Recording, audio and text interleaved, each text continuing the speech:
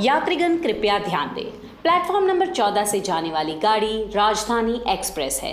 बिना सब्सक्राइब का बटन दबाए, बेल का बटन दबाए, इसमें सफर करना दंडनीय अपराध है।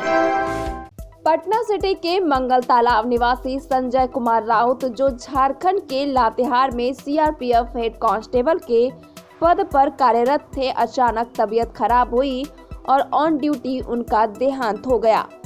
इसी सिलसिले में आज जन अधिकार पार्टी के शीर्ष नेताओं ने उनके शोकाकुल परिजनों से मुलाकात कर अपनी गहरी संवेदना प्रकट की। इस दुख की घड़ी में पूरी पार्टी उनके परिजन के साथ है। इस मौके पर पूर्व विधायक भाई वीरेंद्र, राष्ट्रीय महासचिव प्रेमचंद सिंह, राष्ट्रीय महासचिव राजेश रंजन पप्पू, पटना पूर्वी जिला अध्यक्ष सच्चिदानंद राय, पटना पूर्वी युवा जिला अध्यक्ष विकास वंशी, प्रदेश सचिव दिलीप यादव, आदित्य मिश्रा, विनय यादव, पुरुषोत्तम कुमार सहित कई अन्य लोग शोकाकुल परिजनों को संवेदना देने मौजूद थे।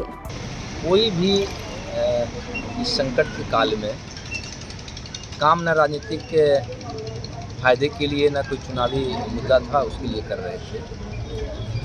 हम नहीं जानते हैं कि नीतीश कुमार को क्या दिक्कतें आई, उनकी सरकार को क्या दिक्कतें आई, पुलिस महकमा को क्या दिक्कत है। यार, जब बिहार की आम आवाम जब हर बिंदु पर उनको आराम मिल रहा था, सहयोग मिल रहा था, मदद मिल रहा था, तो ऐसे में 32 साल पुराने केसों में उनको गिरफ्तार करके जेल भिजवा देना, और फिर जेल भिजवाने के बाद आप देखिएगा कि कल उनका न्यायालय से उनकी अर्जी जो है जमानत की रिजेक्ट हो गई है।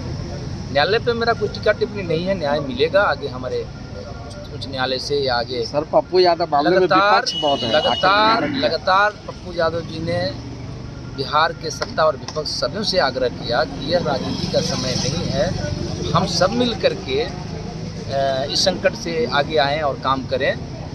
उन्होंने जो आपकी सवाल का मैं जवाब दूँ सीधा, निश्चित तौर पर पप्पू यादव जी वर्तमान समय में यदि सेवा के एक रूप में जाने जाते हैं तो लालू यादव जी भी सामाजिक न्याय के रूप में, ये हम नहीं, हमारी पार्टी ही नहीं, हमारे नेता और बिहार भी मानते रहे हैं।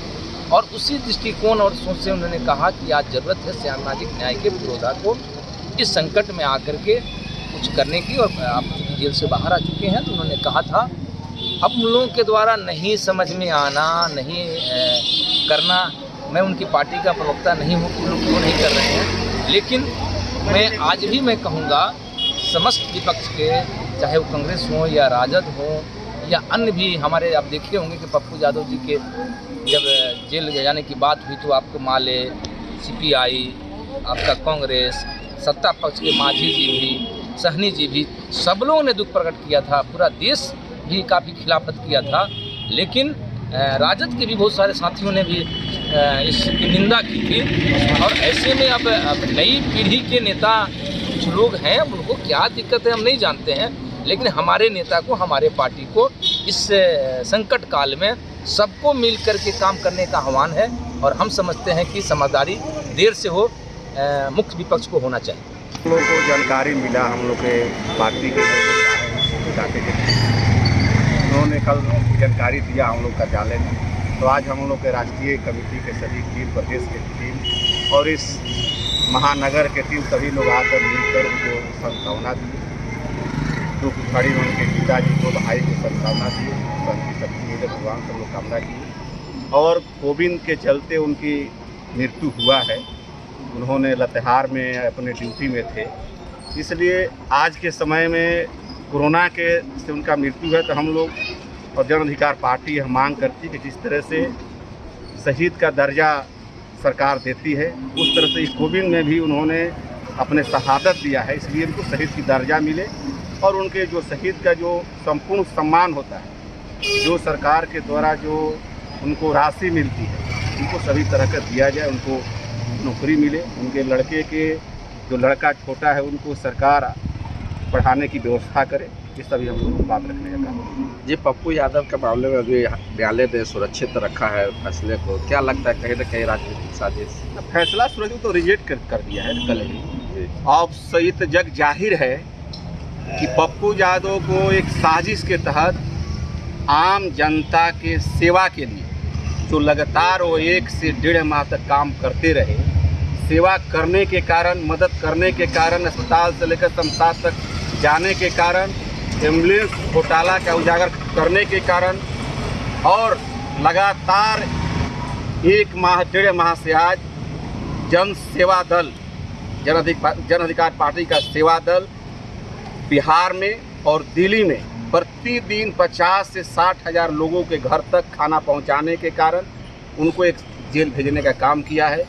यह पप्पू यादव ही एकमात्र इस बिहार के लीडर हैं जो हमारे कमी को उजागर कर रहे हैं, अस्पताल जा रहे हैं। इनके कार्यकर्ता एम्बुलेंस ऑपरेशन चला करके जो एम्बुलेंस घोटाला है, जो उप स्वास्थ्य केंद्र जो गाँवों में स्थित है, जो हमारा देश भारत गाँवों का देश है और भारत की आत्मा गाँवों में बसती है, उसके स्वास्थ्य को ध्यान में रखने के लिए उप स्वास्थ्य केंद्र का निर्माण हुआ है। लेकिन आज 60% उप स्वास्थ्य केंद्र का कोई अस्तित्व नहीं है, 25-30% का भवन नहीं है और कुछ बहुत सारे भवनहीन है। उनको वो हमारे जन अधिकार पार्टी के कार्यकर्ता ने उजागर करने का काम किया। तो पूरे एक षड्यंत्र रचा गया कि इनको जेल भेज दिया जाए।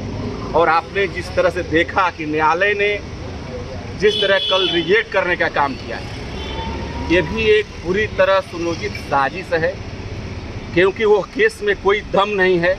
जिस केस का पूरा देश और दुनिया देखा कि जो व्यक्ति केस किया है, जिसका अपहरण हुआ है, वह स्वयं मीडिया के सामने आकर कह दिया यह कंफ्यूजन में केस हुआ था, हम लोग वापस कर लिए। इसके बाद भी इनको बेल नहीं देना ये कतई से उचित नहीं है और अपूर्णतः एक साजिश है।